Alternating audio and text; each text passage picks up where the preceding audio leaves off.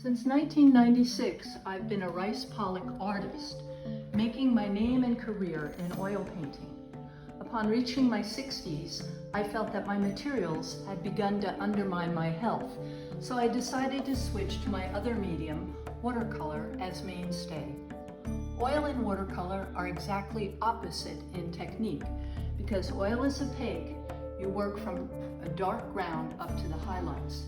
With watercolor, you reserve the highlights and work up to the darks. And with oil, you can simply paint over your mistakes.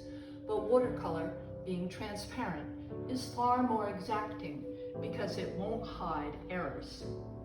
Do stop by to see my watercolor show, Vestiges, at Rice Pollock, in person or online. What I hope to express is the wider worldview of transience and imperfection, what the Japanese would term wabi-sabi. This is not merely a description of flaws and decay, but rather the nobility inherent in life and aging.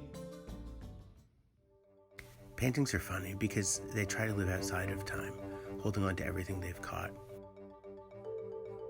I've become obsessed by time, the way it surges and fits and starts and ebbs and flows, and pulls us all along with it.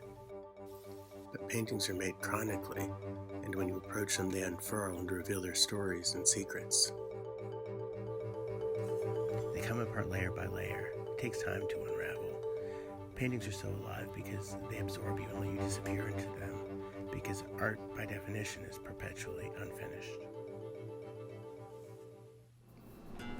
I grew up in a farming community along the Columbia River that was blanketed by sagebrush hills and weather-beaten farmhouses that stood abandoned along dusty dirt roads.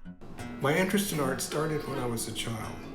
My parents told me I would stand up in the crib and draw on the walls.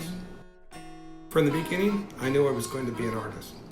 Although I now live on the East Coast and paint from my studio overlooking the Hudson River, my paintings today still reflect my childhood memories. My work has often been described as both haunting and soul-bearing. It starts with just a pencil sketch, then oil paint is applied and mixed directly onto the canvas.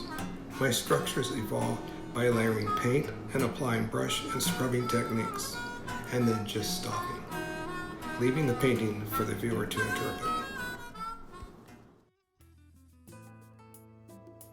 It's ironic to me that during this time of COVID, I'm coming out as a painter and risking artistic exposure while the world is masking up. So it's not lost on me that I'm emerging during a time when we are being asked to recede or submerge. I'm inspired and energized by nature. The landscapes that I paint come from that inspiration and evolve through an intuitive and somewhat primitive process. In my work, I don't know where I'm going until I get there. I hope you'll take a look.